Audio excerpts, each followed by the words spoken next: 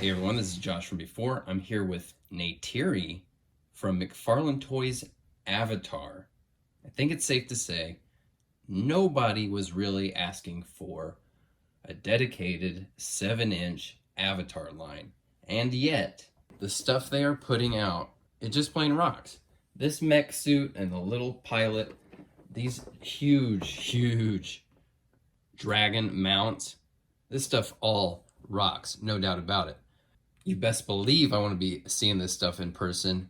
That said, the Navi figures, definitely my least anticipated part of this whole line. I'll make room for cool mech, I'll make room for cool dragon mounts, but Navi action figures, really not on my must-have list.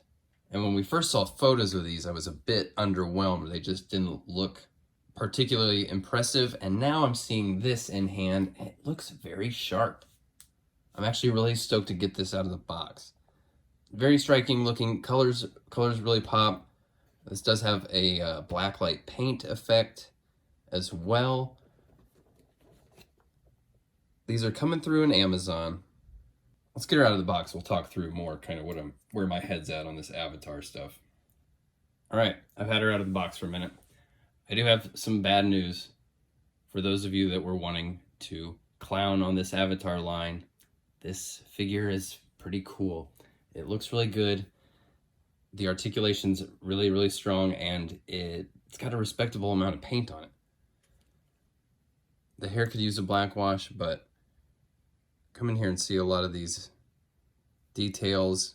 You can see these dot pattern here, which is black light reflective, and there's an outline around all these sort of tiger stripes that is blacklight reactive as well. So the head movement is fairly restricted by this hair, and the hair moves with it in a way that's not entirely flattering or realistic. But we start coming down to like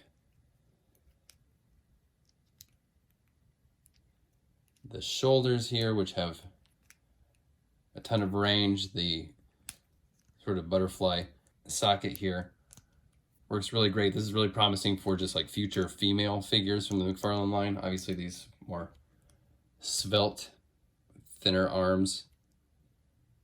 Great double elbows that don't have that huge floaty or big cutout sort of tooling there. Just hinged wrist, which is a bit unfortunate. I do prefer the ball joints. I like having different axes of movement.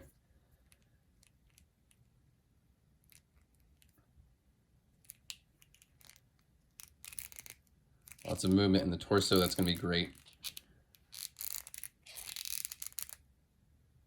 The tail is on a ball joint. It's soft and rubbery, but it doesn't have a wire in it or anything, so you won't be able to pose it, unfortunately. You can just kind of rotate and pivot a little bit. You can actually see. Show you, it pops right off right there. Oh, and actually, you know, we all want to know what's going on. You can definitely lift that up. Nothing under there, but I know we were all wondering, right? You see a hot alien chick, you're like, you got to know what's going on under there. Really great leg range. Even some rotation at the hips.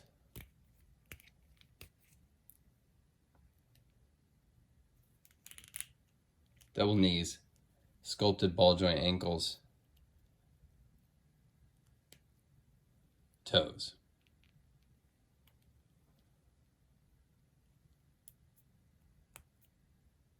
Look at her here next to the amp suit and Colonel Miles Quaritch, the little minifig that is the pilot of the mech suit. The mech is so great and versatile, I got a second one.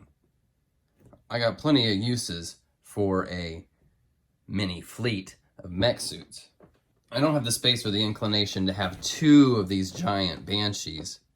So between Neytiri and Jake Sully, I went with Neytiri. And I'm glad I did, because they are going to be releasing some figures from the second Avatar movie, including this Jake Sully, who's a little bit more kitted out in tactical gear.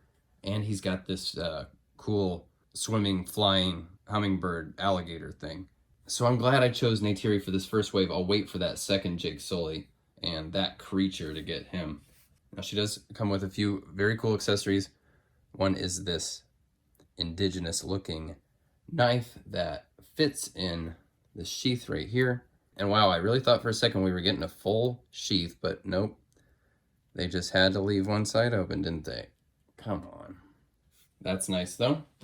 She's got two alternate hands. One is this right hand that is meant to hold the knife we just saw. The other hand is like a drawing a bowstring, like an archer hand, right? Holding the arrow with two fingers. It does kind of also look like it could maybe be used for entertainment purposes. And then she has this. And you guys know me. I'm forgiving of a lot of things. You know, I try to have realistic expectations. I do try to be generous toward the creative choices that were made in the development of the figures that I review. That said, I hate this so much. I hate this. The bow and arrow are permanently just one piece. Now, it is cool because when you see, you know, in the movie when they're trekking through the forest or they're moving from one archery position to the next, they will have the arrow in this little sheath and they hold it in one hand like so. But they've given us an archery hand, like a hand that's meant to be drawing a bowstring and an arrow back. And there's not an individual arrow. It sucks so bad. I mean, why give us this hand? You're just telling us, oh, by the way, you can't really use this. I mean, I realize in the grand scheme of like accessories that you could create on your own, like an arrow is a fairly easy one, but I mean, this works really well and looks good like that. But I mean, the character's main thing is that she's like an archer, and not having a solo arrow, really huge whiff. So she holds that.